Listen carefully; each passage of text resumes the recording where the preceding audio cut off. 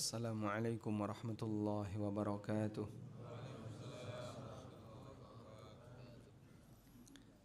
Alhamdulillahi rabbil alamin.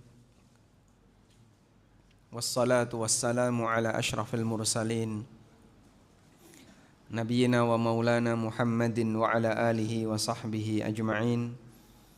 Wa ashhadu an la ilaha illallah wahdahu la syarika lah. Wa ashhadu anna Muhammadan abduhu wa rasuluh. Salawatu rabbi wa salamu alaihi wa ala alihi wa ashabihi wa man sara ala nahjihi wa istanna bi sunnatihi ila yaumil qiyamah. Alhamdulillah, puji syukur kita haturkan kehadirat Allah Subhanahu wa taala pagi ini di Masjid Baitus Salam, Ketintang, Surabaya. Allah kumpulkan kita dalam rangka untuk belajar bersama. Semoga Allah jadikan forum ini sebagai forum yang barokah. Bapak Ibu bisa mendapatkan ilmu yang bermanfaat dan ampunan dosa. Tidak lupa kita menyampaikan salawat dan salam untuk Nabi Agung Muhammad sallallahu alaihi wasallam atas perjuangan besar beliau dalam menyampaikan dakwah Islam, walaupun harus mengalami tantangan yang sangat mematikan. Namun Nabi sallallahu alaihi wasallam tetap bersabar sehingga kita bisa merasakan betapa indahnya Islam hingga pagi ini. Tidak lupa kita juga mengucapkan terima kasih banyak, jazakumullah khairan, kepada takmir masjid Baitus Salam dan berikut pengurus lingkungan, ketua RT, ketua RW yang telah memberikan kita fasilitas untuk bisa belajar di kesempatan pagi ini. Ada satu hal yang indah yang bisa dialami oleh seorang muslim ketika dia sholat subuh. Allah Subhanahu wa ta'ala mengatakan, Inna Qur'anal fajri kana mashhuda. Inna Qur'anal fajr, sesungguhnya Quran di waktu fajar. Kenapa disebut Quran di waktu fajar? Allah menyebutkan tentang waktu-waktu salat dalam bentuk rentang. Aqimis salata liduluki syamsi ila ghasaqil laili wa Qur'anal fajr.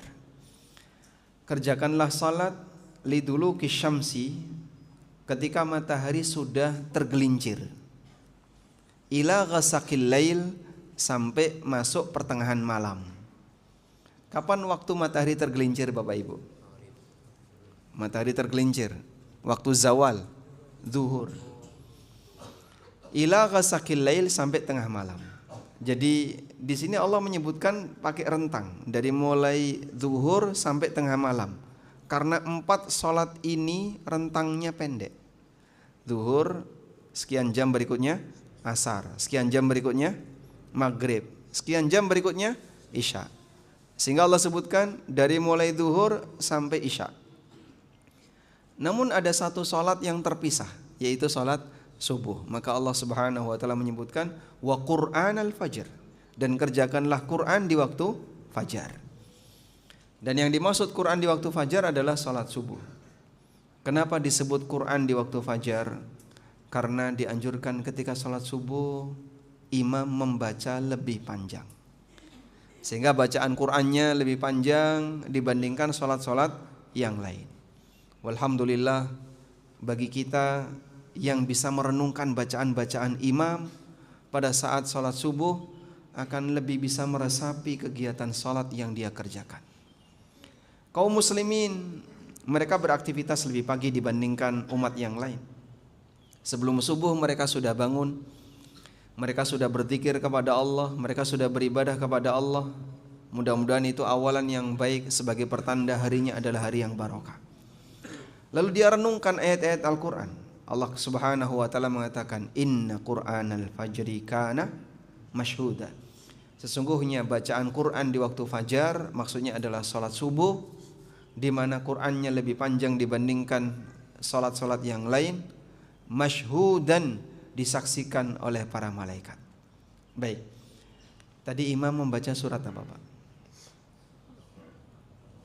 Surat Al-Baqarah bagian akhir, bercerita tentang perdebatan antara Ibrahim alaihissalam dengan Raja Namrud yang dia mengakui qala ana uhyi wa umit, aku juga bisa menghidupkan dan mematikan.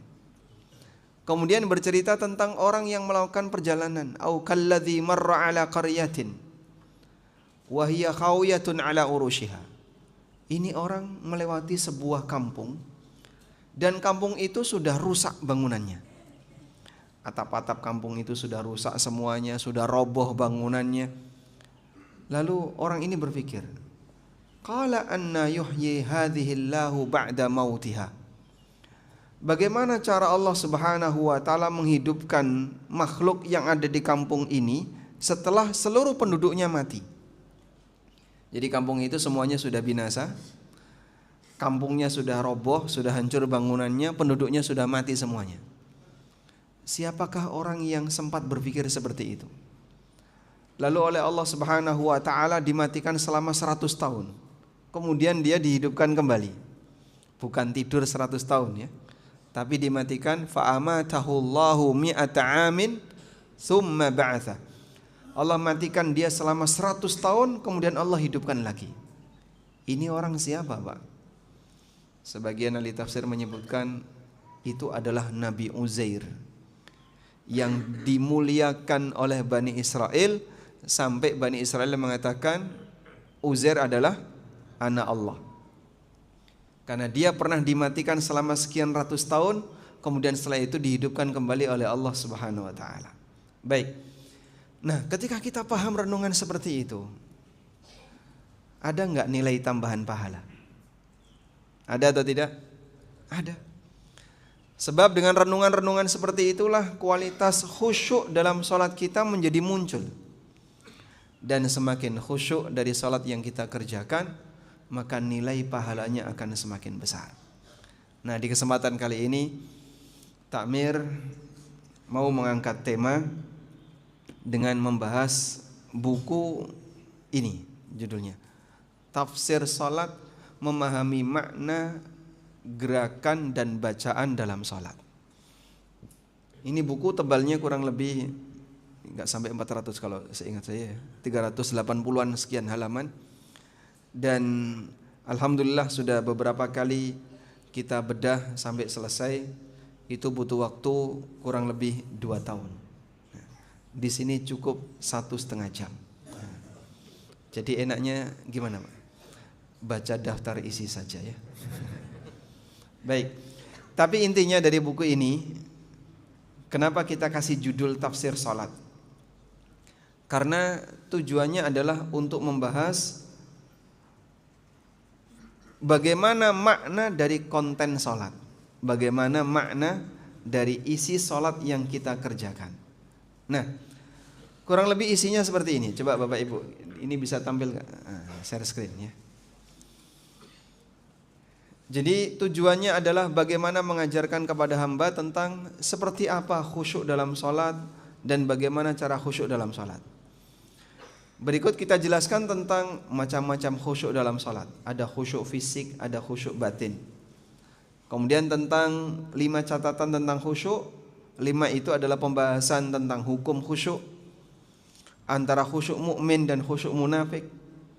Kemudian yang ketiga adalah pahala seseorang didapatkan setingkat dengan kualitas khusyuknya. Yang keempat, makna melihat Allah, sebagaimana disebutkan dalam hadis Jibril. Nabi SAW pernah ditanya oleh Jibril tentang Islam, iman, Islam dan ihsan. Lalu saat beliau memberikan penjelasan tentang ihsan, apa kata beliau? An ta'budallaha ka'annaka tarahu fa illam takun tarahu fa innahu yarak. Kau beribadah kepada Allah seolah-olah kau melihat Allah. Beribadah seolah-olah melihat Allah itu kayak apa, Pak? Nah, itu ada penjelasannya di sini. Kemudian yang kelima, bahwasanya khusyuk itu ketenangan batin. Sehingga orang yang khusyuk dalam sholat, dia bisa jadikan sholatnya sebagai tempat untuk mencari solusi ketika dia punya masalah. Mencari ketenangan dia ketika dia punya masalah. Dan Nabi SAW pernah mengatakan, wa ju'ilat qurratu aini fis salah. Ketenangan hatiku dijadikan oleh Allah Subhanahu wa taala ketika aku sedang melaksanakan salat. Berikutnya, penjelasan tentang makna salat bisa mencegah dari perbuatan keji dan mungkar. Pak, itu ada orang yang rajin salat, tapi kok rajin korupsi, Pak. Ada orang yang rajin salat, tapi dia punya penyimpangan seksual. Ada orang yang rajin salat, tapi jahat sama tetangganya.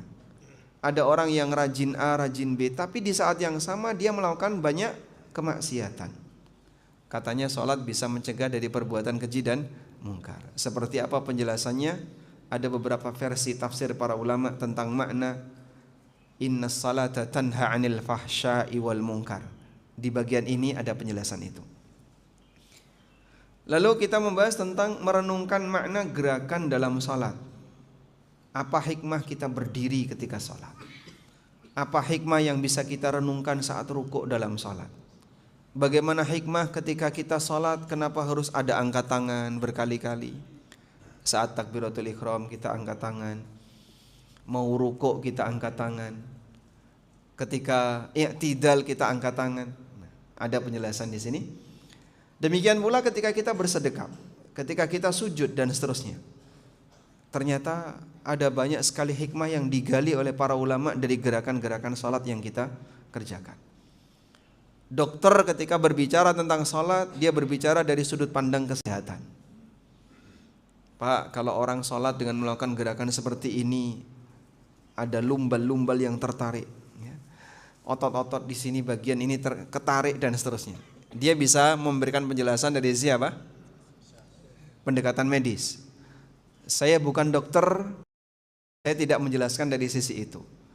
Tapi apa yang bisa direnungkan oleh seseorang ketika dia melakukan gerakan salat, ternyata sudah ada penjelasan yang disampaikan oleh para ulama. Selanjutnya kita membahas tentang 5 tingkatan manusia ketika salat. Mulai dari level yang paling bawah sampai level yang paling atas. Level yang paling atas ini ada beberapa contoh. Ada orang yang ketika sholat dipanah berkali-kali dan dia tidak bergeser, tetap sholat. Saking khusyuknya sampai anak panah menancap tidak terasa. Ini seperti yang pernah dialami oleh sahabat Abbad bin Bishr, salah satu di antara sahabat yang pernah ditugaskan oleh Nabi SAW untuk berjaga malam pasca perang Dzatur Riqa. Kemudian Nabi SAW ketika sholat juga luar biasa. Khusyuknya beliau SAW sampai orang yang melihat ketika Nabi SAW sholat itu kaget. Ra'aitun Nabiyya SAW yusalli laila wa fi sadrihi azizun ka azizil mirjal. Aku pernah melihat Nabi SAW sholat malam, dan di dada beliau itu bergemuruh seperti gemuruhnya panci yang sedang mendidih. Kemudian ada ulama yang ketika rumahnya kebakaran dia tidak terasa. Sampai saat dia sholat itu digotong sama orang lain, Pak.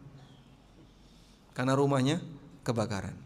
Jadi sempat yang lain menyelamatkan dirinya, keluarganya menyelamatkan dirinya. Dia tetap sholat sampai digotong sama orang karena dia tidak geser ketika rumahnya kebakaran. Dan ada orang yang ketika sholat punggungnya disengat tawon berkali-kali tetap bertahan. Ini yang dialami oleh Imam Bukhari rahimahullah, sampai ketika dibuka punggungnya ada sholat. Nah, sampai pada keadaan seperti itu dia tidak bergerak ketika sholatnya karena saking menikmati ibadah sholatnya. Baik.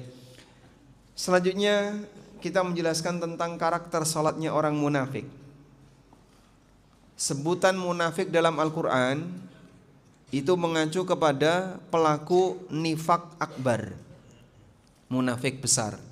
Sebab munafik ada nifak asghar, ada nifak akbar. Nifak akbar itu yang kayak gimana, Pak? Yang diberi ancaman oleh Allah dalam Al-Quran, innal munafiqina fid darkil asfali minan nar. Saat temene wong munafik ning kerake neraka, dia berada di keraknya neraka, di lapisan paling bawah. Tapi mereka sholat. Abdullah bin Ubay bin Salul Gembongnya munafik di zaman Nabi SAW itu melakukan salat.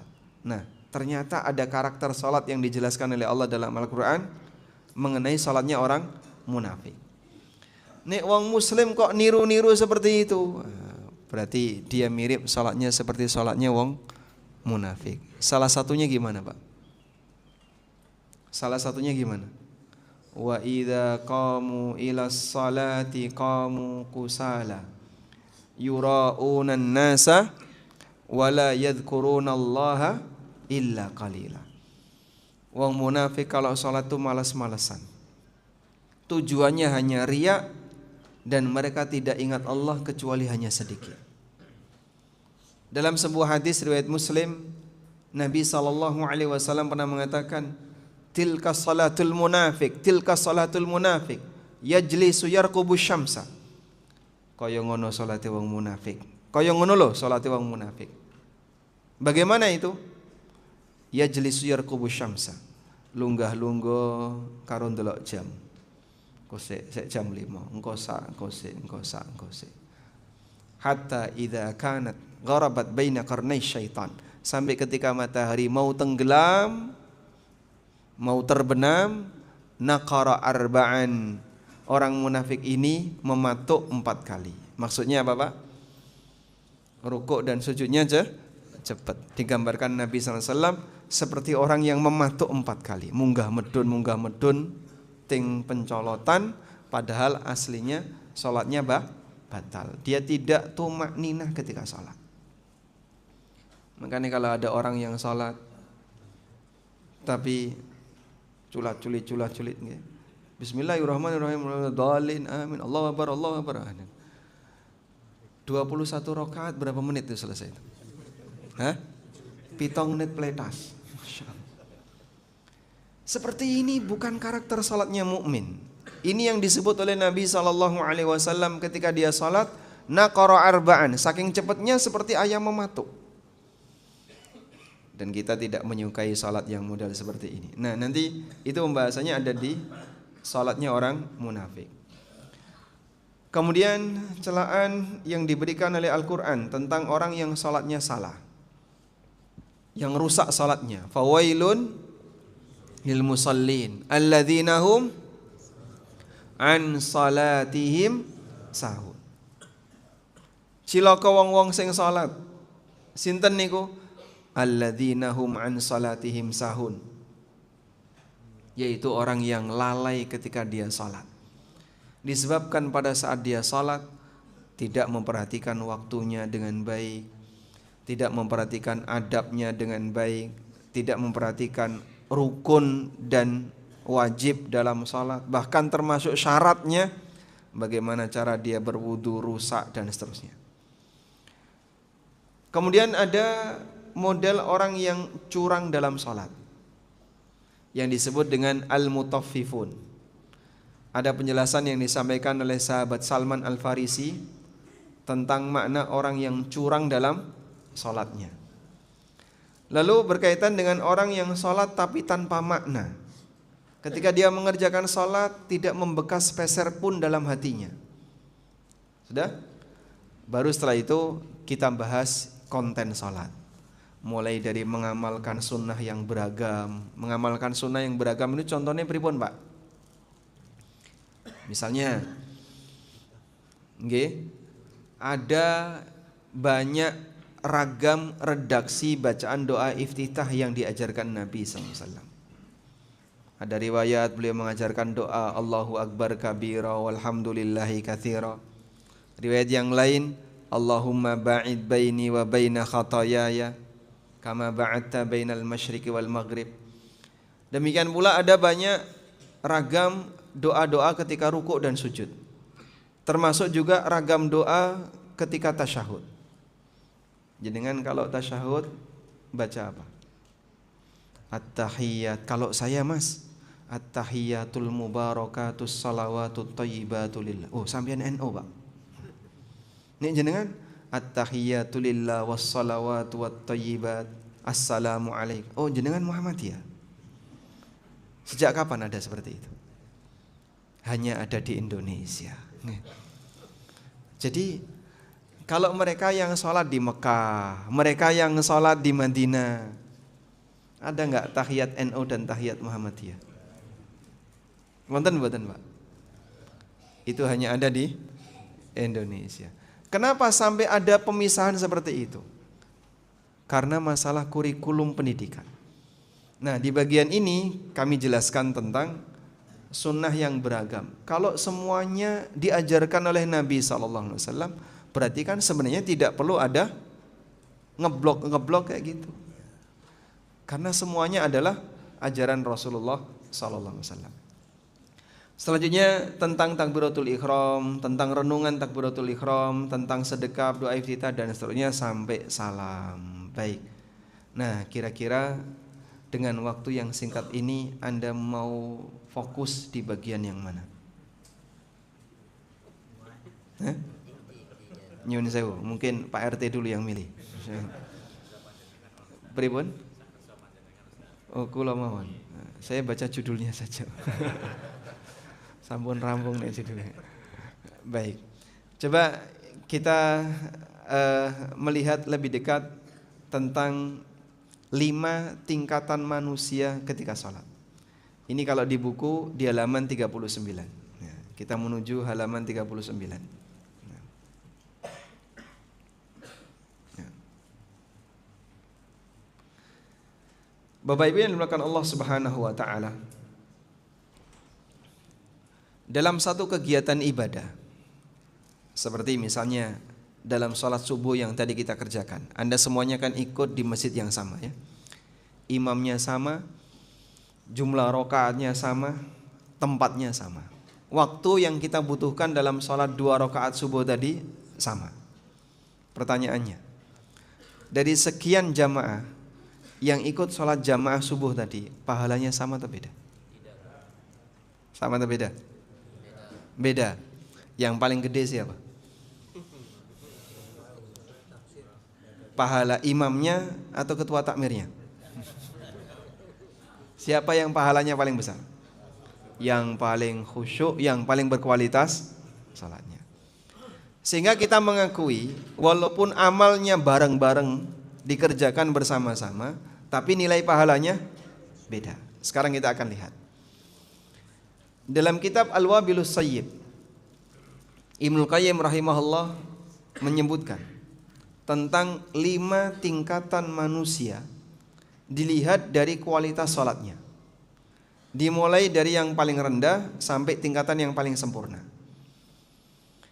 Tingkatan yang pertama, tingkatan yang terendah, mereka yang tidak memperhatikan kesempurnaan lahiriah ketika sholat. Kemudian sehingga sisi lahir saja sholatnya masih sangat kurang. Wudunya tidak sempurna, waktunya telat, pakaiannya tidak pantas, gerakannya sangat cepat, sehingga tidak tumakninah ketika mengerjakan rukun-rukun sholat, bagian yang wajib banyak ditinggalkan. Ibnu Qayyim menyebut orang seperti ini disebut dengan al-mufrid. Al-mufrid artinya al-muqsir, maksudnya adalah orang yang meremehkan salatnya. Dan beliau menyebutkan konsekuensi. Beliau belum menyebutkan konsekuensi. Beliau hanya menyebutkan orang yang kayak gini namanya al-mufrid. Ada enggak orang yang wudu tapi dia asal-asalan? Banyak sekali. Kadang nyuwun sewu nggih, tumitnya itu garing, Pak. Kenapa?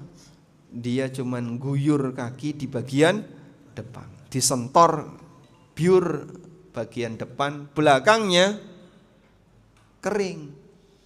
Air yang dia gunakan mungkin banyak, kerannya dibuka maksimal, tapi cuman depan saja yang disiram. Nah, ini orang yang boros air tapi wudunya tidak efisien, sehingga masih ada anggota wudu yang kering. Siku juga mohon maaf, masih banyak orang yang ketika wudu sikunya garing. Padahal siku termasuk di antara yang harus kena air. Maka yang seperti ini wudunya batal. Pernah satu ketika Rasulullah SAW melihat ada sahabat yang berwudu. Dari kejauhan beliau melihat di antara mereka ada yang cuman ngusap kaki. Bukan ngusap sepatu ya, Jadi kakinya tidak pakai alas, cuman diusap. Sehingga tumitnya kering. Rasulullah SAW teriak dari kejauhan, memberikan ancaman, wailun lil aqabi minan nar. Cilaka tumit-tumit nyemplung neraka. Gara-gara apa? Tungkak-tungkak yang garing gara-gara, tumit yang kering gara-gara ketika wudu tidak dibasahi. Kalau seperti ini nasib sholatnya gimana Pak? Batal. Kenapa batal? Wudunya batal. Dan masih banyak orang yang salah wudu padahal dia sudah berusia lanjut. Usianya sudah 50-an tahun, sudah 60-an tahun, tapi wudunya masih nggak karuan. Saya pernah lihat ada orang di bandara mau sholat, kalau nggak salah sholat asar waktu itu. Beliau berwudu, cuci tangan, cuci muka, ngusap kepala, setelah itu cuci kaki. Cuci tangan, cuci muka, ngusap kepala, setelah itu cuci kaki. Habis itu dia nyuci tangan sampai siku. Jadi ngusap kepala dilakukan sebelum cuci tangan sampai siku. Terus saya ingatkan, "Duh, Pak, wudunya kebalik, Pak. Harusnya cuci tangan sampai siku dulu." Jadi dia cuci telapak tangan, terus cuci muka, habis itu langsung lanjut ke kepalanya. Terus setelah itu cuci kaki, terus cuci tangan sampai siku, masuk musola. Tak ingatkan, "Pak, Bapak wudunya kebalik." Tidak apa-apa, yang penting kan sudah. Ini yang penting wes nyemplung ke kolamnya, telas kabeh. Wudu kayak gini gimana Pak? Dijungkir-jungkir seperti ini? Tidak sah. Kenapa? Tidak tertib. Karena wudu itu harus tertib. Ada urutannya. Setelah ini dibalik. Nah, yang penting kan teles kabeh toh Mas. Oh, bukan yang penting teles Pak. Ada aturannya. Tingkatan yang kedua. Mereka yang sholatnya sudah baik dari sisi lahiriah, wudunya sudah bagus, tepat waktu, pakaiannya sopan, juga rukun dan gerakannya sempurna, tidak ada yang ditinggalkan, dan dia tidak terlalu cepat. Hanya saja pikirannya sering melayang kemana-mana. Orangnya di masjid, tapi batinnya di dapur. Ada? Mungkin sekarang dia lagi kajian, Masya Allah. Tapi hatinya wis tekan pawon. Hatinya sudah sampai pasar. Bolak-balik ndelok jam kapan kajian rampung. Sehingga tidak bersatu antara lahir dengan batinnya. Ada orang yang sedang sholat, tapi kala dia sedang sholat, dia itu sambil nyusun jadwal. Bariki Arab apa ya? Disusun jadwalnya. Setelah ini saya akan melakukan A, B, C, D, E. Aneka kegiatan pasca sholat dia susun ketika sholat. Nyun sewu, yang nyender seperti ini pernah nggak mengalami kayak gitu Pak? Pernah Pak? Pernah? Oke. Ini bukan cerita pengalaman Bapak ya, tapi pengalaman kita semua. Jadi kadang kita ini sering digoda oleh setan ketika kita sedang sholat. Pada waktu kita sedang sholat, aneka pikiran muncul. Tiba-tiba apa? Sambil nyusun jadwal. Masya Allah, kok ketoknya paling sibuk. Traweh Pak, sedang traweh, dia nyusun agenda. Setelah ini saya akan ini. Begitu rampung traweh, ngeblak. Oh nyatane ya turu. Baik. Sehingga antara pikiran dengan fisiknya tidak menyatu. Persentase khusyuknya sangat minim. Pikirannya lebih banyak teralihkan untuk urusan dunia dan urusan di luar salat. Sementara itu tidak ada upaya dirinya untuk fokus dan mengalihkan kekhusyukan ketika dia salat. Maka saat dia salat nol khusyuk. Hanya jasad yang bergerak, lisan bicara, lisan membaca, tapi hatinya sama sekali tidak merenungkannya. Itu model manusia yang nol khusyuk. Ibnu Qayyim menyebut orang ini walaupun secara lahiriah sudah bagus, kalau penampilannya Pak, Masya Allah, pakaiannya rapi, penampilannya wudunya udah bagus, sholatnya tepat waktu, cuman masalah batinnya yang belum maksimal. Itu masuk tingkatan yang kedua. Sekarang kita beralih ke tingkatan yang ketiga. Mereka orang yang sholatnya secara lahiriah sudah baik, sementara batin pikirannya selalu berjuang untuk khusyuk.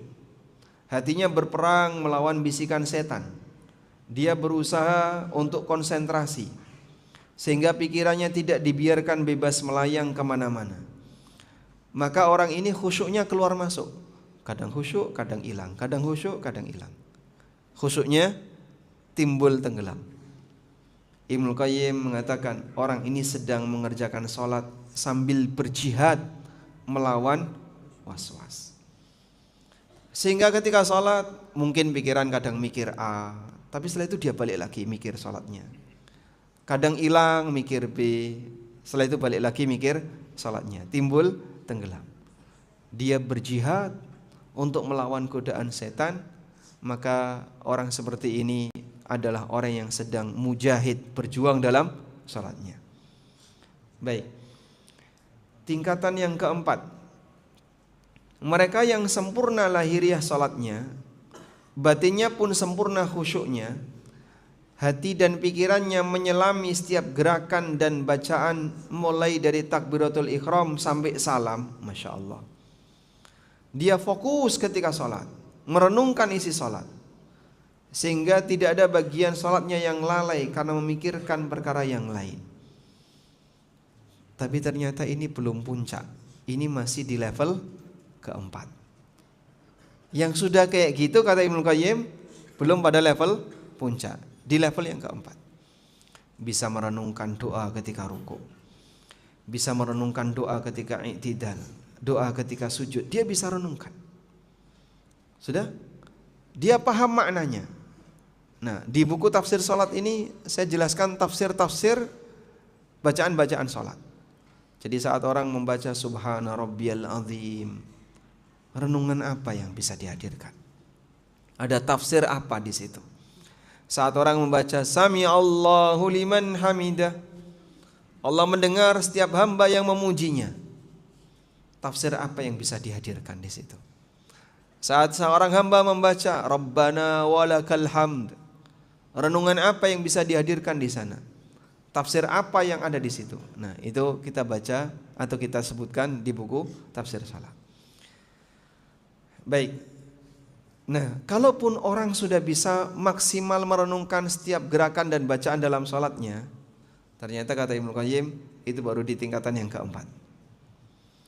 Nah, level yang tertinggi kayak apa? Kita baca di sini. Tingkatan yang kelima, level tertinggi.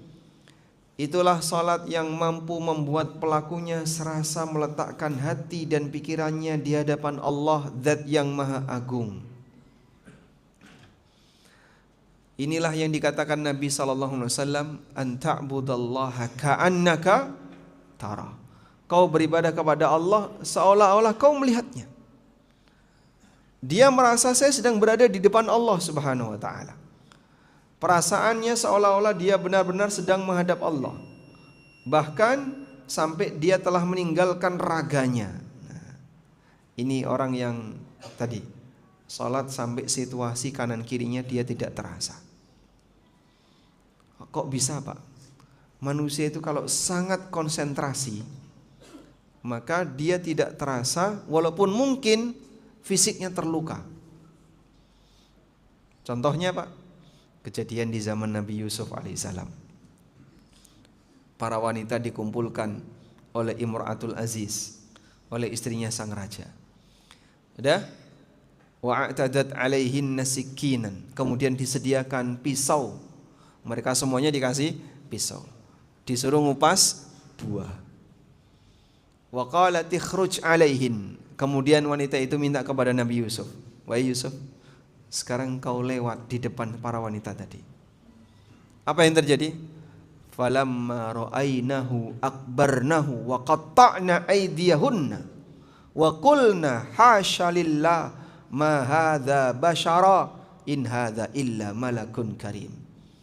Begitu para wanita tadi melihat Nabi Yusuf, akbarnahu, semuanya kaget.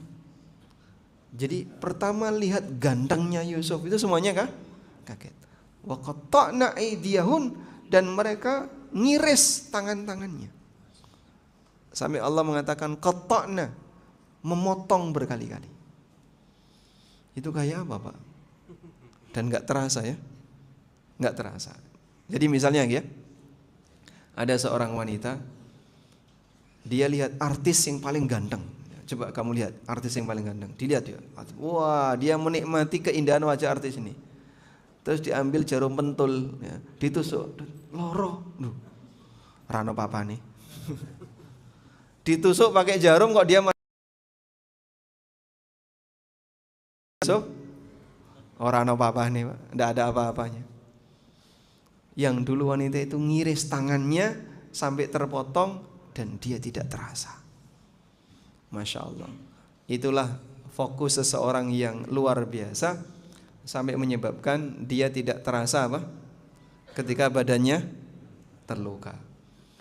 Nah, yang kayak gitu terjadi dalam sholat. Saking fokusnya orang itu ketika sholat, sampai ketika terjadi situasi yang berbahaya dirinya, yang membahayakan dirinya, dia tidak merasakan. Contoh ya, ada orang mengalami kecelakaan, tabrakan,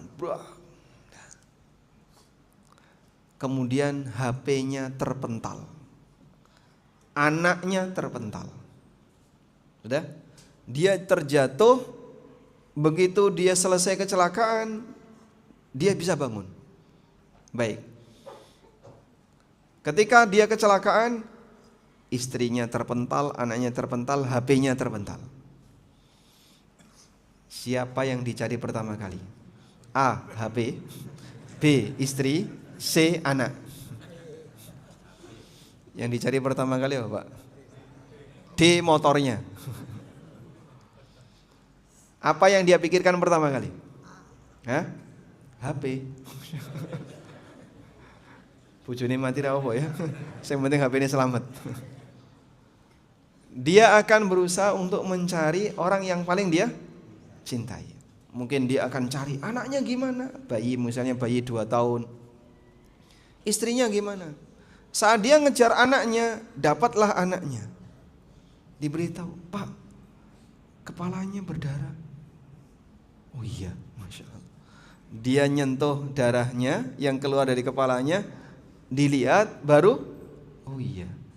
Baik, pertanyaannya, saat kepalanya bocor tadi, kemudian dia ngejar anaknya, dia terasa sakit nggak? Hah? Kenapa nggak terasa sakit? Lagi fokus. Itulah contoh. Fokus yang tinggi itu sampai bisa menyebabkan orang jadi tidak terasa sakit ketika dia terluka. Terbukti ada orang kecelakaan sampai kepalanya bocor, sampai berdarah-darah tangannya, tapi dia nggak lihat. Dia berusaha untuk menyelamatkan HP-nya, menyelamatkan dompetnya, menyelamatkan anaknya, menyelamatkan istrinya. Begitu dia dapat, diberitahu orang, Pak, kepalanya bocor. Iya. Dia baru sadar ketika apa? Melihat darah. Subhanallah. Saking kuatnya pengaruh fokus sehingga dia tidak merasakan. Baru setelah itu dia bilang, aduh sakit. Padahal tadi dia nggak bilang sakit. Disitulah perasaan seolah-olah dia benar-benar sedang menghadap Allah. Bahkan sampai dia telah meninggalkan raganya. Dirinya hanyut bermunajat dengan Rabb-Nya yang Maha Ar-Rahman. Maka Aisyah radhiyallahu anha pernah melihat Nabi SAW salat hatta tatawarrama qadama, sampai kakinya bengkak. Salat sampai kaki bengkak. Itu kira-kira berapa lama berdiri? 1 jam sudah bengkak belum? Belum. 2 jam? Belum bengkak. Emang pernah nyoba? Berdiri 2 jam? Oh, tergantung asam urat atau tidak. Jadi Rasulullah SAW ketika sholat sampai kaki beliau bengkak. Bengkak itu kelihatan. Ada yang bengkak tapi nggak kelihatan ya. Ada bengkak dirasakan oleh yang bersangkutan, orang lain nggak lihat. Ini bengkak dilihat oleh Aisyah radhiyallahu anha, tapi beliau tidak merasakan. Saking fokusnya beliau ketika salat. Karena Nabi SAW bisa Bapak Ibu bayangkan ya. Salat 1 rakaat, cuman 1 rakaat. Membaca surat Al-Baqarah, lalu dilanjut An-Nisa, dilanjut Ali Imran. Baru ruku. Dan rukuknya lamanya sama seperti lamanya berdiri. Berapa lama itu kira-kira? Al-Baqarah 2 jam. Ali Imran 1,5 jam. Mungkin mirip dengan Al-Baqarah. Ali Imran kan 200 ayat. An-Nisa 176 ayat. 1 jam. Totalnya kurang lebih 5 jam. Salat yang dikerjakan Nabi SAW dalam waktu yang demikian lama, sampai kemudian kaki beliau bengkak, dan istri beliau radhiyallahu anha mengatakan, "Ya Rasulullah, kenapa harus sampai seperti ini?" Apa jawab Nabi SAW? "Afala akunu abdan syakura." Bukankah aku layak untuk menjadi hamba yang bersyukur? Sehingga perwujudan syukur Nabi SAW dilakukan dengan cara memperbanyak ibadah. Baik. Lalu Ibnu Qayyim rahimahullah setelah menyebutkan 5 tingkatan tadi, kemudian beliau memberikan komentar untuk 5 tingkatan tadi. Kata beliau, "Fal qismul awwal mu'aqabun, watsani muhasabun, watsalitsu mukaffarun anhu, warrabi'u muthabun, wal khamisu muqarrabun min rabbih." Orang jenis yang pertama, dia akan dihukum karena sholatnya diremehkan. Yang tadi ya, banyak sisi lahiriahnya saja masih kurang, sehingga rukuknya tidak sempurna, iktidalnya tidak sempurna. Mohon maaf ya, rukuk belum mendarat sudah bangkit. Allahu Akbar. Itu Pak, posisi punggung lebih dekat berdiri daripada rukuk. Dia cuma nunduk dikit aja. Lalu setelah itu dia bangun. Bangunnya belum jejek ngadeg, medun. Sami Allahu liman hamidah, turun jejek ngadeg sudah turun. Pak, ini kan belum berdiri sempurna. Mas, ya Arab medun, mindun gawe ini timbangannya dur-dur. Subhanallah. Gimana nasibnya?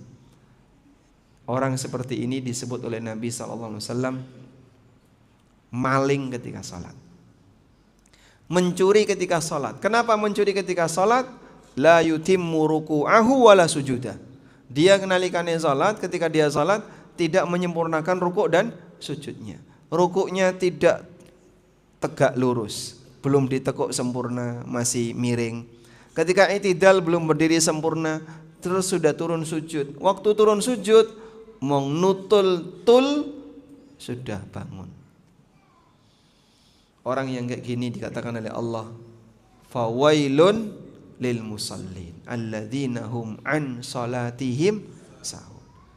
Celakalah orang yang salat, yaitu orang yang lalai ketika la yadhkurullaha fiha illa qalila. Dia tidak mengingat Allah ketika salat kecuali sedikit. Ada sebagian orang yang ngeboti gawean daripada salatnya. Lain nyambut gawe itu serius Pak, gak pernah telat, selalu tepat waktu, pulangnya tepat waktu. Tapi giliran sholat senengane nganyang, engkose. Memang dia masih sholat dalam waktu, cuman dia kasih waktu yang paling mepet di ujung. Mampir musola, wudu, langsung cula-culi, Allah salam, dah pulang, balik lagi nyambut gawe. Seperti ini yang dinamakan Nabi SAW sebagai sholatnya wong munafik. Nek sholat sing serius. Sebagaimana kamu menyediakan waktu untuk urusan duniamu, kau juga harus menyediakan waktu untuk menghadap Rabbmu. Nah, dan di sini sahih riwayat Muslim. Sehingga kalau kita bisa buat kesimpulan tentang sholatnya orang munafik, yang kata Ibnu Qayyim orang itu akan mu'aqabun, dalam posisi dihukum oleh Allah adalah 1, malas-malasan dan tidak serius. Yang kedua, suka menunda-nunda waktu sehingga dikerjakan di akhir waktu tanpa uzur. Yang ketiga, sangat cepat, rukuk dan sujudnya seperti gerakan mematuk. Yang keempat, sangat tidak khusyuk sehingga tidak ingat Allah dalam salatnya. Yang kelima, melalaikan gerakan rukun maupun wajib salat. Dia mencuri dalam salatnya. Rukuk belum sempurna sudah bangkit. Iktidal belum tegak sempurna sudah turun sujud. Yang keenam, suka pamer untuk mencari pengakuan agar tetap dianggap orang muslim. Pokoknya aku kudu ning ngarep. Nek ora ning ngarep moh. Nah, kayak gitu. Nah, yang kayak gini ciri-ciri ibadahnya orang munafik. Baik. Nah, Bapak Ibu yang dimuliakan Allah Ta'ala, kembali kepada tadi. Manusia yang dikatakan oleh Ibnu Qayyim rahimahullah sebagai orang yang salatnya bertingkat tadi. Ada yang dihukum oleh Allah, ada yang dia diberi pahala oleh Allah Ta'ala dan seterusnya. 5 tingkatan orang yang sedang salat. Mana tadi? Nah, mohon maaf kok tadi kehilangan.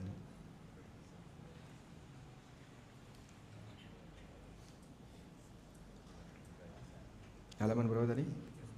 39.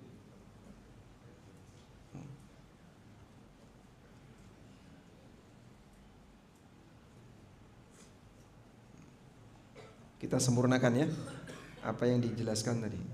Nah ini.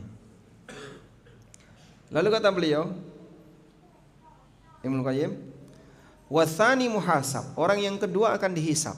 Yang dihisab itu yang kayak apa, Pak? Yang tadi ya, dia gerakannya sudah bagus tapi hatinya tidak fokus. Wasalis mukaffarun anhu, orang yang ketiga salatnya akan jadi kafarah. Dia berjuang, hatinya keluar masuk, kadang khusyuk, kadang hilang, kadang khusyuk, kadang hilang. Maka orang yang seperti ini salatnya jadi kafarah. Warabi' musabun, yang keempat dia dapat pahala. Sehingga tidak hanya sebatas jadi kafarah plus dia mendapatkan pahala tambahan. Kapan itu, Pak? Ketika dia fokus khusyuk dalam salatnya. Lahiriahnya bagus, batinnya bagus. Wal khamis muqarrabun min rabbih. Sedangkan orang yang kelima inilah orang yang dekat dengan Rabb-nya. Li'anna lahu nasiban mimman ju'ilat qurratu ainihi fis shalah, karena dia termasuk di antara orang yang ketenangan batinnya dijadikan dalam salat, seperti yang terjadi pada Nabi sallallahu alaihi wasallam. Wa ju'ilat qurratu aini fis shalah. Allah jadikan ketenangan batinku dalam salat. Faman qarrat ainuhu bi salatihi fid dunya. Siapa yang bisa merasakan tenang ketika salat di dunia, qarrat ainuhu bi qurbihi min rabbih azza wa jalla fil akhirah. Maka besok di akhirat dia akan tenang ketika menghadap Allah. Siapa yang bisa merasakan ketenangan ketika salat di dunia, dia akan bisa merasakan ketenangan ketika menghadap Allah besok di yaumil qiyamah. Wallahu a'lam. Walhamdulillahirabbil alamin. Mengingat para jamaah sudah banyak yang tenang, maka kajian kita cukupkan sampai di sini. Ada pribadi, Pak? Sampai jam berapa kita? Sampai jam berapa? Sudah selesai? Tanya jawab, nih, monggo. Alhamdulillah, kita dengarkan bersama penyajian materi dari Ustaz Ibnu Baris. Intinya adalah sesi tanya jawab. Jadi para jamaah yang hendak bertanya bisa mencatatkan pertanyaannya di kertas dan diserahkan kepada kami, dan juga nanti ada bisa bertanya secara langsung, mungkin 3 penanya. Baik. Kita dahulukan pertanyaan yang disampaikan lewat kertas. Pada salah satu gerakan sholat, ketika posisi berdiri menuju rakaat berikutnya, dengan tangan menggenggam dan menempel lantai, apa ada dalil dari gerakan ini? Jadi ketika bangkit ke rakaat berikutnya, tangannya menggenggam, begini ya, sebagai tumpuan, tapi mengepal. Baik, dalil tentang ini adalah keterangan Ibnu Umar radhiyallahu anhu. Ibnu Umar pernah mengatakan, kana Nabiyyu sallallahu alaihi wasallam ya'jinu fis shalah. Nabi sallallahu alaihi wasallam ketika salat beliau melakukan gerakan ajn. Ya'jinu fis shalah, gerakan ajn. Apa yang dimaksud dengan gerakan ajn, Pak? Gerakan mengaduk adonan. Bapak bisa bayangkan tepung dicampur minyak kemudian diaduk. Itu kira-kira gerakan tangannya gimana? Nah, mengepal atau terbuka. Sehingga dia gunakan tangan ini untuk ngulet adonan, untuk membuat adonan. Nah, gerakan itulah yang disampaikan oleh sahabat Abdullah bin Umar. Nabi SAW ketika sholat, beliau seperti mengaduk adonan. Maka di sini dijadikan dalil oleh sebagian ulama untuk menyimpulkan bahwa ketika bangkit dari rakaat tertentu, dari sujud menuju rakaat berikutnya, atau dari tasyahud awal menuju rakaat yang ketiga, itu bertumpu kepada kedua tangan. Bangkit dengan bertumpu kepada kedua tangan. Boleh sambil mengepal, boleh sambil terbuka. Yang penting gerakannya gerakan kedua tangan, yang disebut dengan gerakan ajn, gerak tepung. Masalah posisi telapak tangan, keduanya boleh. Yang penting tangan dijadikan sebagai apa? Tumpuan. Sunahkan sholat mutlak intidhar, menunggu datangnya imam.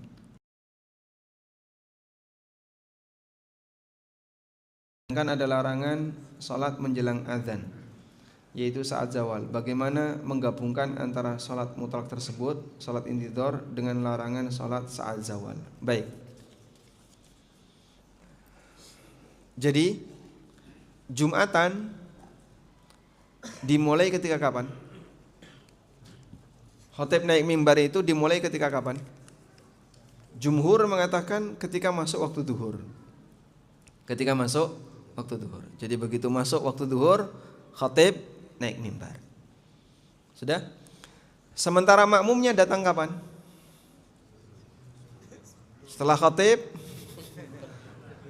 atau ketika qomat? Makmum dianjurkan datang kapan? Sebelum khatib naik mimbar. Makmum Jumatan dianjurkan untuk datang sebelum khatib naik mimbar. Bahkan Nabi SAW menyampaikan tingkatan-tingkatan pahala. Yang datang awal dia mendapatkan pahala seperti faka'annama qarraba badanatan. Dia seperti menyembelih onta, berkorban onta. Yang datang kedua faka'annama qarraba baqaratan.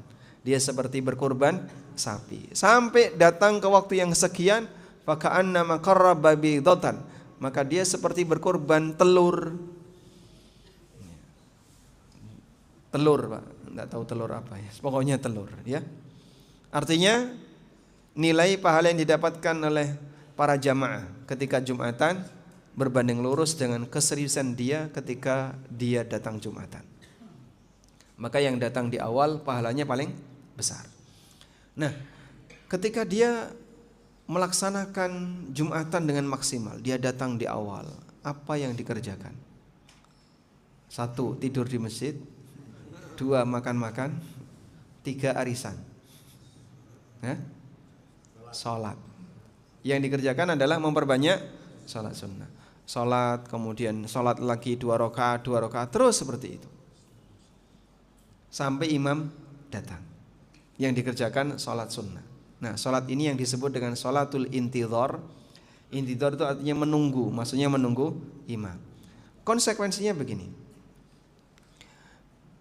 jika sholat duhur dimulai setelah matahari tergelincir, setelah zawal tadi ya, zawal tuh matahari tergelincir setelah masuk waktu duhur, berarti kan imam naik mimbar di sini, udah. Sementara ketika matahari tepat di atas ini, yang disebut dengan waktu istiwa. Jadi ini misalnya garis tengah, matahari tepat di atas, namanya waktu istiwa. Matahari di arah timurnya istiwa, namanya waktu duha. Matahari di arah baratnya dikit dari istiwa, namanya waktu zawal. Nah, khatib naiknya ketika matahari di waktu zawal. Berarti kan orang ini sholat di waktu istiwa. Padahal ini waktu yang terlarang untuk sholat. Kurang lebih 15 menit sebelum zuhur dimulai. Itu waktu larangan untuk sholat. Ketika matahari ala zahira, tepat berada di atas. Sehingga bayangan tidak condong ke timur dan tidak condong ke barat. Tepat di tengah. Kalau pas matahari ada di titik khatulistiwa, dalam peristiwa itu di Pontianak atau di Palangkaraya, Pak, bayangan tidak ada, Pak. Tepat di tengah. Orang nggak punya bayangan di samping, karena matahari tepat di atas. Nah, ini waktu larangan untuk sholat. Kemudian matahari tergelincir, geser dikit ke barat, barulah sholat duhur. Mereka yang sholat intidhar tadi kan berarti dia sholat di waktu larangan ini. Jawabannya, na'am, iya. Dan ini pengecualian. Khusus untuk orang yang sedang sholat menunggu imam, maka dia boleh sholat sebelum Jumatan dimulai. Misalnya, sebuah masjid adzan 2 kali Jumatan. Adzan awal dan adzan ketika khatib naik mimbar. Khatib naik mimbar pas waktu Jumatan, pas waktu duhur. Waktu duhur jam berapa ini? 11.20. Khatib naik mimbar 11.20 pas. Berarti kan adzan awalnya 15 menit sebelum itu, adzan awal. Sudah? Setelah adzan awal, apa yang dilakukan oleh makmum? Salat. Salat apa? Antara adzan awal dan adzan yang kedua. Sudah? Salat di antara 2 adzan ketika Jumatan. Baik. Ini kalau khatibnya naik mimbar jam 11.20, berarti adzan awalnya di waktu istiwa. Dan orang yang sholat di waktu istiwa, khusus yang seperti ini boleh. Ini hanya berlaku bagi jamaah yang nunggu Jumatan. Wallahu a'lam.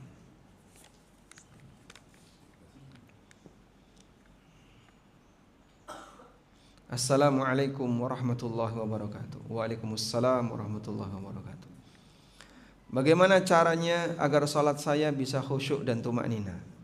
Terkadang sholat saya di beberapa rakaat sering teringat utang, dan terkadang lupa dapat beberapa rakaat. Adakah caranya dan triknya Ustaz biar khusyuk ketika sholat? Saat Bapak sholat, utangnya jangan dibawa, Pak. Jadi utangnya taruh di luar masjid. Bapak masuk masjid dalam kondisi pikiran tidak memikirkan hutang. Nah, tapi kan kadang muncul, Pak. Kadang muncul, kadang hilang. Ya seperti itulah pengaruh dari godaan setan. Baik. Misalnya ya, Bapak Ibu sholat. Sebelum sholat berantem dulu.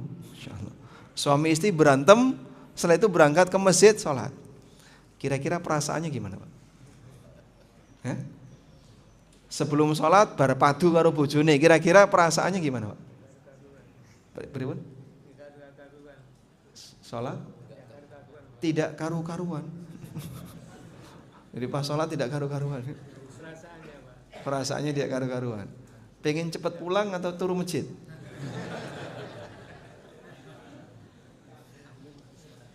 Beribun? Oh, disambung setelah sholat. Padu meneh bar sholat. Masya Allah. Subhanallah, orang kalau sedang kacau pikirannya, kemudian dia sholat. Jika dalam sholat itu dia berusaha untuk bermunajat kepada Allah, itu bisa meredam kualitas ketegangan yang ada dalam hatinya. Sehingga yang mungkin tadi sedang sedih, sedang bingung, sedang emosi, sedang marah, dan seterusnya, kok dipakai sholat, turun tensinya, Pak. Kok belum hilang Pak Ustadz? Sholat lagi. Belum hilang, sholat lagi. Nah, ini mestinya mau ditutup sama takmir ya Pak Ustadz. Ya, jangan sholat di luar. Dengan mengerjakan sholat seperti itu, insya Allah akan lebih bisa meredam emosi. Sahabat Hudzaifah ibnul Yaman pernah mengatakan, Kana Nabi sallallahu alaihi wasallam idza hazabahu amrun shalla. Nabi sallallahu alaihi wasallam kalau sedang punya masalah besar, beliau salat. Ya. Maka pelarian seorang muslim ketika dia sedang stres, sedang bingung, sedang tertekan dan seterusnya, yang dia kerjakan salat. Bukan terus melbu kamar, kemudian ngunci kamar, mengkurep, bleksek, turu. Bukan gitu ya. Tapi yang dikerjakan apa? Salat. Maka coba kalau kita sedang punya masalah, ambil air wudhu, gelar sajadahmu, kerjakan salat. Insya Allah Allah Subhanahu wa ta'ala akan kasih solusi. Itulah makna firman Allah, wasta'inu bis sabri wassalam. Mintalah pertolongan kepada Allah dengan sabar dan salat. Semuanya pasti punya masalah. Nah, saat kita punya masalah yang serius, bertahan diri dengan sabar, jangan sampai melakukan tindakan yang mengundang murka Allah. Dan yang kedua, kerjakan salat.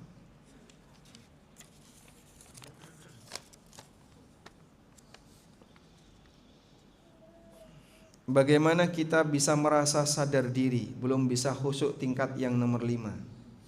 Kiat-kiatnya apa?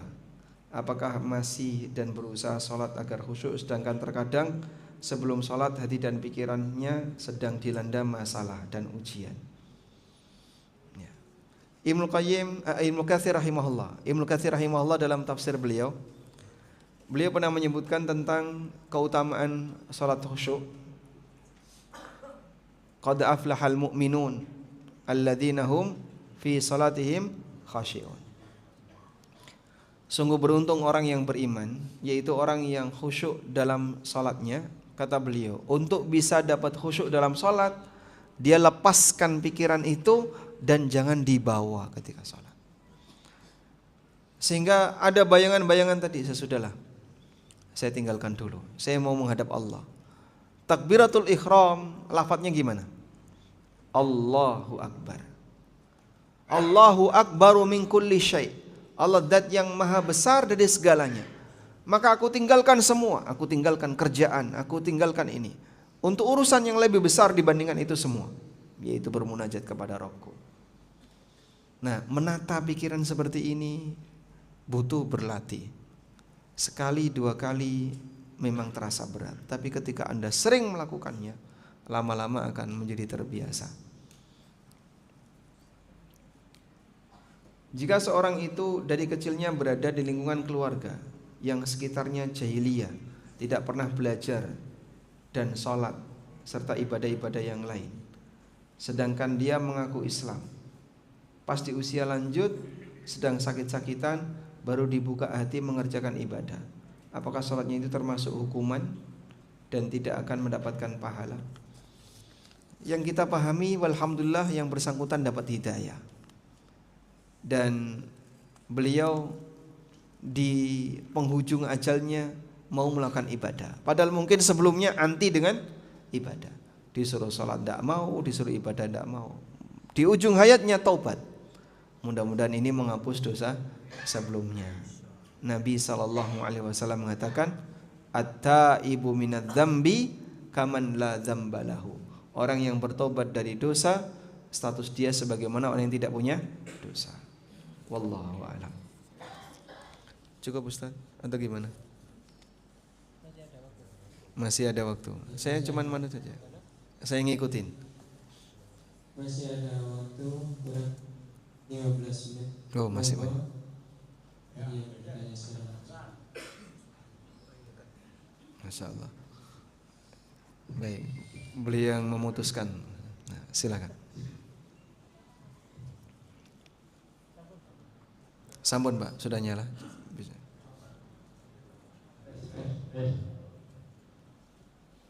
Assalamualaikum warahmatullahi wabarakatuh. Waalaikumsalam warahmatullahi wabarakatuh.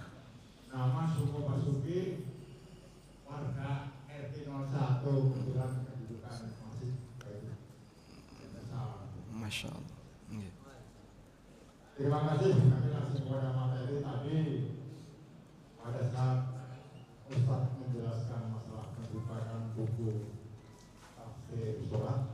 Intinya ini semuanya bagaimana kita melaksanakan sholat dengan usul didasarkan kepada sunnah Rasulullah Sallallahu alaihi wasallam. Nah, ini yang kami tanyakan, maaf, mungkin Pak Ustaz ini kelihatan Jogja ya Pak? Lamongan. Jogja. Ya, mungkin kuliahnya. Sebab orang Jogja ini kadang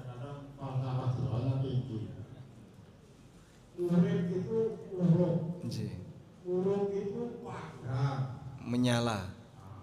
Padang, berarti padang itu sama dengan padang sinar dari Allah SWT, bukan untuk diri sendiri kita sendiri, tapi juga harus untuk yang lain Nggih. dan seterusnya. Nah ini dengan penerbitan, dengan penerbitan buku dari Pak Ustadz Amin ini tentang tafsir ini, apa yang menjadi motivasi Pak Ustadz menerbitkan buku ini? Ini mungkin bisa diketularkan kepada kami ini, walaupun belum baca, tapi setidak-tidaknya ada motivasi kok bisa menerbitkan buku yang sebagus itu untuk penonton kita untuk jalan dekat. Sebab kami ini sudah usia Pak Ustadz, umur sudah 75. Masya Allah. Terima kasih Bu, mohon maaf bagaimana kami tutup. Wassalamualaikum warahmatullahi wabarakatuh. Waalaikumsalam warahmatullahi wabarakatuh. Masya Allah. Matur suwun Pak Basuki ya. Jer Basuki. Dan beliau sudah mendapatkannya. Baik, kalau bertanya tentang apa motivasi menulis buku ini. Jadi ceritanya seperti ini Pak. Saya diundang di sebuah masjid untuk ngisi kajian tentang masalah bagaimana cara khusyuk dalam sholat. Dulu pernah ada program yang diselenggarakan di beberapa hotel ya, pelatihan khusyuk dalam sholat ya. Mungkin di Surabaya juga ada, di Jogja juga banyak. Dan beberapa dosen kami itu ikut pelatihan itu dengan biaya waktu itu karena di hotel ya kurang lebih sekian juta. Saya karena tidak mampu untuk ikut, ya pingin dapat ceritanya. Bertanyalah kepada para alumni yang mereka pernah ikut pelatihan khusyuk dalam sholat dengan biaya sekian juta tadi. Karena bagi saya ilmu itu seharusnya gratis ya, siapapun bisa mengakses. Maka kalau berbayar, saya penasaran yang dipelajari itu apa. Akhirnya saya tanya kepada beberapa orang yang alumni dari pelatihan itu. Saya punya beberapa tetangga, ada 4 atau 5 tetangga. Nah ternyata ketika saya tanya, Bapak, karena Bapak sudah ikut pelatihan khusyuk dalam sholat, sebenarnya khusyuk dalam sholat itu kayak gimana sih Pak? Nah, ternyata jawaban mereka itu beragam. Ada yang bilang, kita kalau sholat itu membayangkan seolah-olah kita itu ada di depan Ka'bah. Sehingga waktu sholat bayangan kita itu seperti melihat Ka'bah, terbayang Ka'bah di depannya. Ada yang bilang ketika kita sholat kita membayangkan seperti kita itu berada di luar angkasa. Sehingga kanan kiri kita itu penuh dengan bintang-bintang di kegelapan malam. Maka yang terbayang dalam pikiran dia itu seperti suasana gelap, ada titik-titik bintang. Ada juga yang ngasih jawaban, saya itu kalau sholat terbayang seperti di depan saya itu ada sesuatu yang putih, jernih, putih. Ya, jadi kayak kain putih itu yang digelar. Ada yang bayangkan, saya kalau sholat, saya itu seperti di tepi sungai, kemudian mendengar suara gemericik air seperti di samping surga. Masya Allah. Dengan aneka bayangan yang beragam. Akhirnya saya menyimpulkan, loh kok beda-beda? Ada yang jawab A, B, C dan sebagainya. Berarti kayaknya saya belum menemukan jawaban titik dari makna khusyuk itu apa. Keseragamannya belum saya dapatkan. Akhirnya saya berusaha untuk mencari. Ketemulah sebuah buku yang ditulis oleh Dr. Sa'id bin Wahab Al-Qahtani rahimahullah. Judulnya Al-Khusyu'u fis Shalah. Judul buku itu tentang khusyuk dalam salat. Dan intinya beliau ngasih pengertian, khusyuk dalam salat adalah menghadirkan hati untuk merenungkan isi salat. Menghadirkan hati untuk merenungkan isi salat. Isi salat itu apa? Dalam salat ada gerakan, ada bacaan. Merenungkan gerakan, saat Anda bergerak, Anda memikirkan dalam gerakan ini hikmah apa yang terkandung di sana. Dan alhamdulillah banyak ulama ngasih penjelasan. Saat kau berdiri ketika sholat, bayangkan semua hamba besok di hari kiamat akan berdiri di hadapan Allah. Sehingga kau bayangkan ketika kau akan ditanya oleh Allah, kau akan dihisap oleh Allah. Ketika kau rukuk, orang-orang kafir dikatakan oleh Allah dalam Al-Quran, wa idza qila lahumurka'u la yarka'un. Orang kafir ketika diperintahkan rukuklah kamu, mereka enggak mau rukuk. Sehingga kau mau rukuk di saat orang kafir enggak mau rukuk, dan seterusnya. Itu kalau renungan gerakan. Terus yang kedua renungan bacaan. Nah, bacaan dalam sholat itu bahasa apa Pak? Bahasa Arab. Lah gimana cara kita bisa memahami bahasa Arab? Yang itu adalah syarat untuk bisa merenungkan dalam sholat. Apa ketika sholat harus kudu belajar bahasa Arab sih? Umure wis 70 kon ngaji bahasa Arab. Ora tekan misalnya. Saya enggak sanggup Pak Ustaz. Baiklah, kalau begitu untuk bisa memahami tafsir dari bacaan-bacaan itu, kalau dimulai dari belajar bahasa Arab keberatan, berarti bacaan ini harus ada tafsirnya. Nah, itulah yang memotivasi saya, berarti setiap bacaan itu harus ditafsirkan. Ya, di buku ini saya tafsirkan semuanya Pak. Sehingga bacaan ruku tafsirnya apa saja, bacaan sujud tafsirnya apa. Nah, misalnya ini bacaan doa ruku, subhana rabbiyal azim. Sumber doa ini ada di hadis siapa. Lalu mengenai tafsirnya, apa tafsir dari bacaan ini? Subhana rabbiyal azim, tafsir dari doa. Kemudian al-azim, apa makna dari al-azim?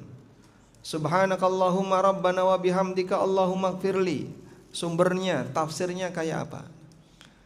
Karena saya sediakan biar orang yang mau belajar tafsir bacaan sholat tidak harus dimulai dari belajar bahasa Arab. Ya sudah, saya kumpulkan bacaan-bacaan sholat itu. Ini tafsirnya berdasarkan penjelasan para ulama. Ya, maka buku ini saya kasih judul Tafsir Sholat, karena isinya menafsirkan bacaan-bacaan dalam sholat. Misalnya Bapak beli tafsir juz amma, nah, berarti khusus juz amma kemudian ada tafsirnya. Kalau membaca tafsir itu mudah-mudahan membantu perenungan kita ketika kita sedang sholat. Wallahu a'lam. Makatan Bapak. Oke, berikutnya mungkin satu dari bapak-bapak dan satu dari ibu-ibu. Dari ibu dulu. Waalaikumsalam warahmatullahi wabarakatuh. Terkait yaitu terkait mencuci dengan mesin cuci. Apabila mesin cuci itu tidak putaran, yang mana putaran pertama adalah sabun dan air, putaran kedua air saja, putaran ketiga air saja, apakah boleh mencuci pakaian najis dan tidak najis berenang dicampur? Okay. Baik.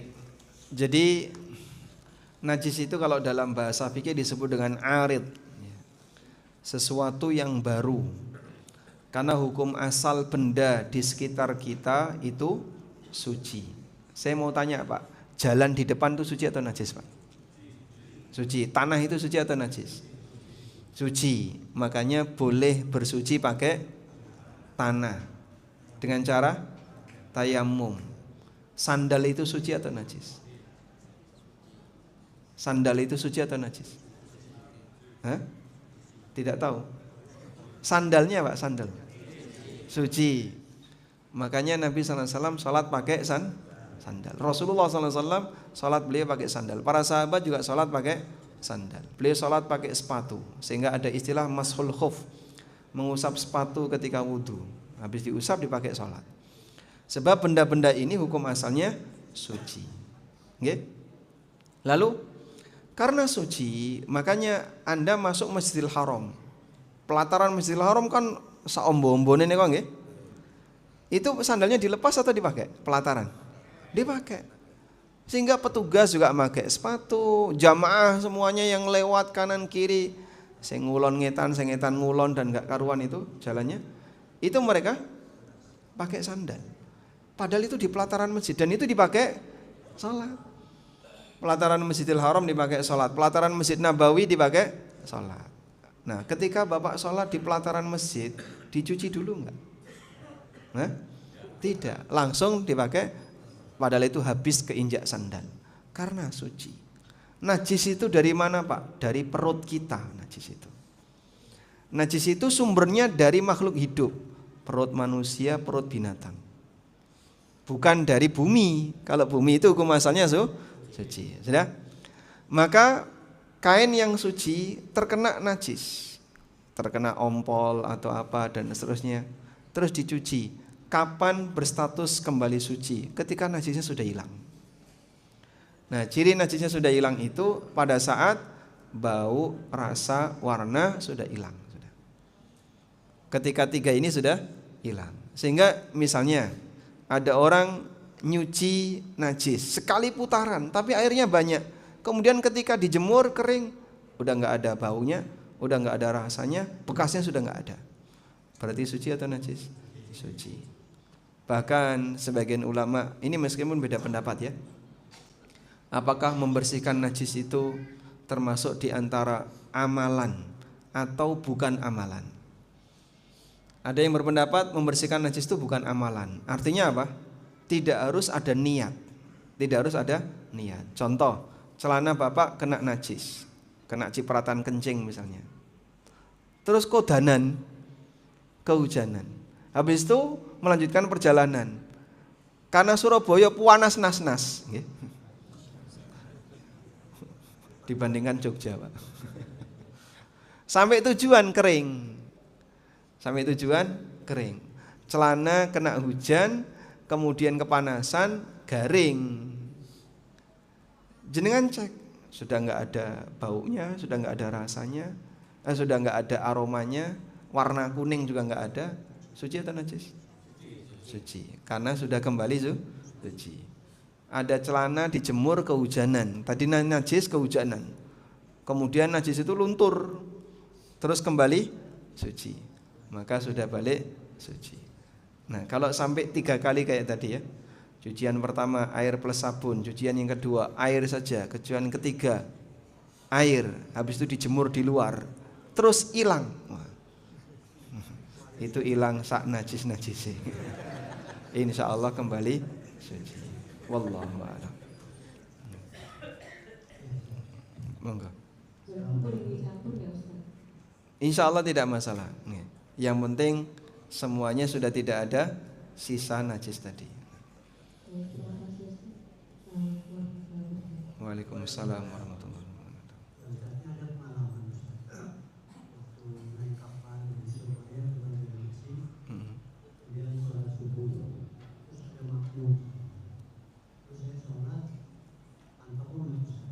Salat tanpa kunut saat subuh ini.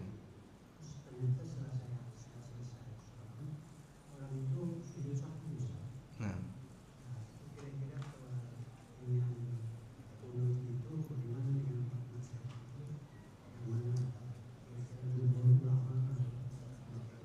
Masya Allah, baik. Pertanyaan tentang kunut boleh dibahas di sini? Boleh. Ada 4 mazhab yang kita kenal. 2 mazhab mensyariatkan kunut subuh ya, khusus kunut subuh. Karena kunut itu ada kunut nazilah. Nah, kunut nazilah ini disyariatkan di sholat 5 waktu. Duhur, asar, maghrib, isya, subuh, semuanya kunut. Dan ini pernah dilakukan oleh Nabi SAW ketika ada kezaliman yang dilakukan oleh orang musyrikin kepada kaum muslimin. Sampai beliau mendoakan beberapa suku tertentu. Itu beliau doakan selama kurang lebih 1 bulan dalam kunut nazilah. Yang kedua ada kunut namanya kunut witir. Kunut witir ini pun ulama beda pendapat. Itu hadisnya sahih atau tidak. Sebagian ulama menilai kunut witir tidak ada. Sehingga hadis dalam kunut witir itu hadis yang lemah. Dan sebagian ada yang mengatakan ada kunut witir. Dengan bacaan kunut sebagaimana dalam keterangan Hasan bin Ali cucunya Nabi sallallahu alaihi wasallam, "Allamanin Nabiyyu sallallahu alaihi wasallam ad-du'a fil kunut. Allahumma hdina fi man hadait wa afina fi man afait wa tawallana fi man tawallait," sampai akhir. Kemudian yang ketiga kunut subuh. Nah, kunut subuh ini juga diperselisihkan oleh para ulama. 2 mazhab menganjurkan kunut subuh.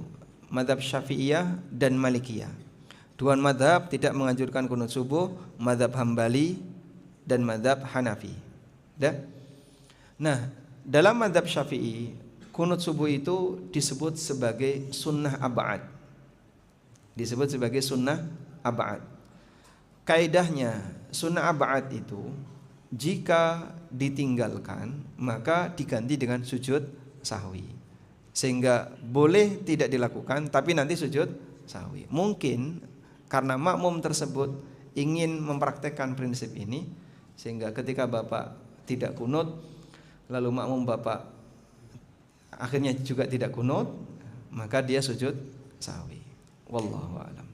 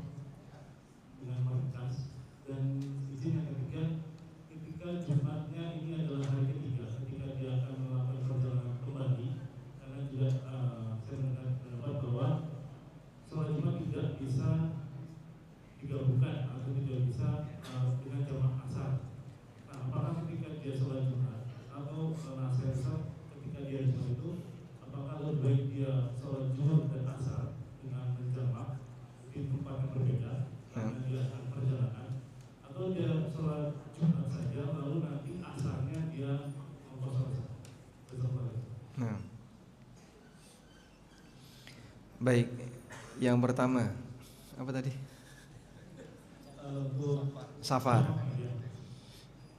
Safar, kemudian tentang jamak. Jadi bedakan dua hal ini ya. Ada jamak, ada qasar. Itu dua hal yang berbeda. Jamak ada aturannya sendiri, qasar ada aturannya sendiri. Kata kuncinya begini. Qasar itu identik dengan safar. Jamak itu identik dengan kebutuhan. Qasar identik dengan apa? Safar. Jamak identik dengan kebutuhan. Maka bolehkah orang jamak walaupun tidak safar? Boleh. Nabi SAW pernah jamak sholat di mana? Di Madinah. Sebagaimana dalam hadis Ibnu Abbas radhiyallahu anhuma, kana Nabi SAW yajma'u baina adh-dhuhri wal 'ashri wal maghribi wal 'isya min ghairi matarin wala safarin. Nabi SAW pernah menjamak antara zuhur dengan asar, maghrib dengan isya, bukan karena lagi safar, bukan karena hujan. Lalu Ibnu Abbas ditanya, walimada? Lalu kenapa Nabi SAW menjamak? Jawab Ibnu Abbas, li'alla yuharrija ummata, karena beliau tidak ingin memberatkan umatnya. Nah, kemudian ulama beda pendapat tentang tafsir memberatkan umat itu maksudnya apa. Dalam keterangan Imam Malik, beliau menyebutkan karena ketika itu suasananya cuaca dingin.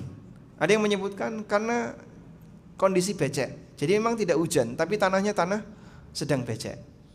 Maka biar sahabat nanti tidak bolak-balik berkali-kali rumah masjid, akhirnya dijamak oleh Nabi SAW. Dan itu di Madinah. Nah, maka jamak dalam posisi tidak safar boleh. Misalnya Pak, ada orang yang sedang sakit, lalu dia diopnam. Dia butuh istirahat panjang, sedang tidak safar. Orang Surabaya, opnam di Surabaya. Boleh nggak Pak sholatnya di jamak? Boleh. Tapi kalau di qasar, tidak boleh. Loh kenapa tidak boleh Pak? Kan lagi sakit. Karena Anda tidak safar. Wow, berarti kalau gitu opnamnya di luar kota. Nah itu boleh.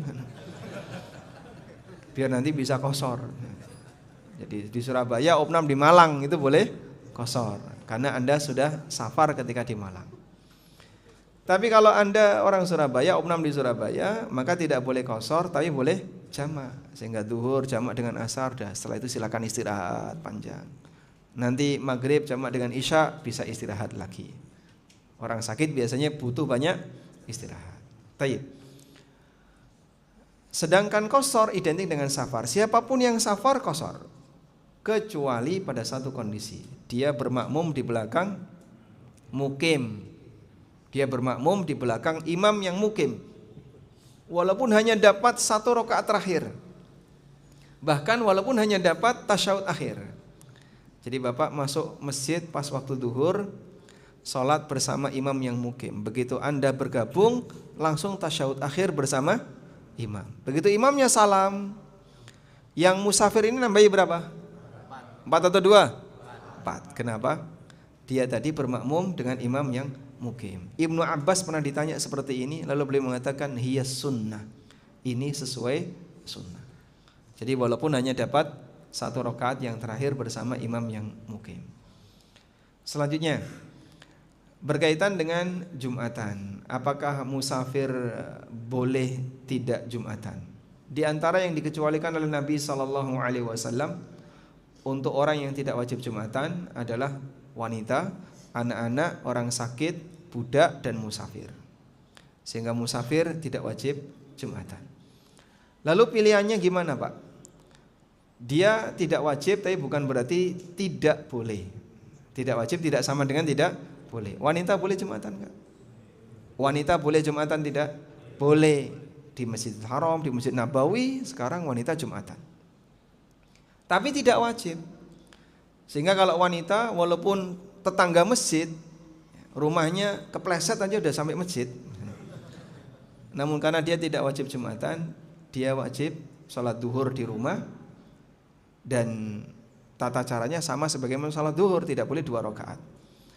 Nah musafir walaupun hotelnya tetangga dengan masjid, dia boleh tidak Jumatan. Terus nanti Pak salat duhur di hotel. Selanjutnya kalau dia salat duhur berarti nanti berlaku hukum duhur, jamak dengan asar, kemudian qasar karena dia musafir.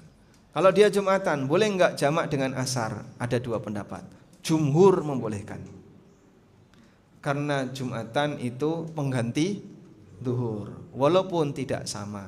Karena pengganti itu tidak harus sama. Tayamum itu beda dengan wudu, tapi tayamum pengganti wudu. Wallahu a'lam.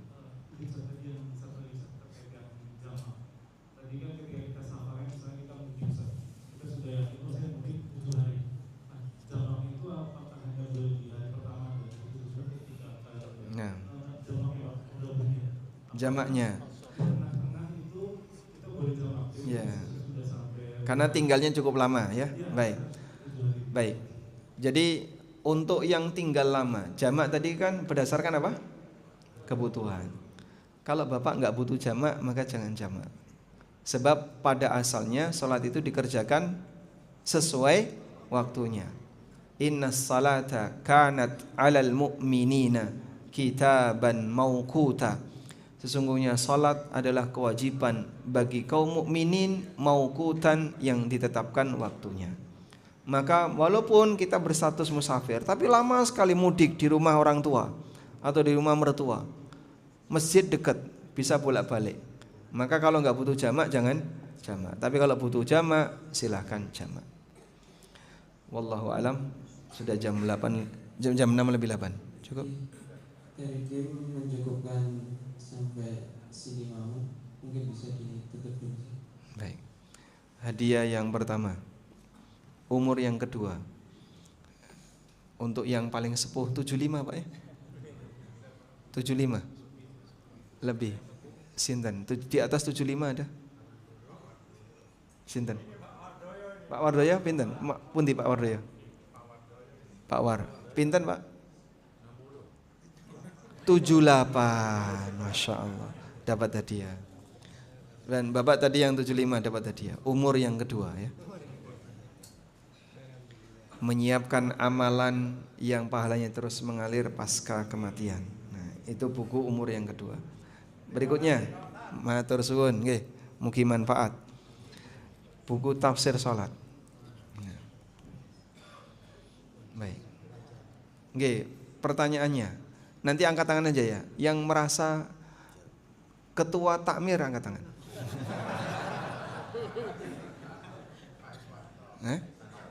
Pak, masya Allah, dapat hadiah. Ini untuk Pak Ketua RT ya. Alhamdulillah. Oke, mungkin manfaat. Ini bukan sogok kan Pak? Biar nanti mereka yang mengajarkan buku ini ke jamaahnya. Boleh dibacakan ke jamaahnya. Ada salah satu di antara takmir yang bacakan buku ini ke jamaahnya. Demikian wassallallahu ala nabiyyina Muhammadin wa ala alihi wa sahbihi wasallam.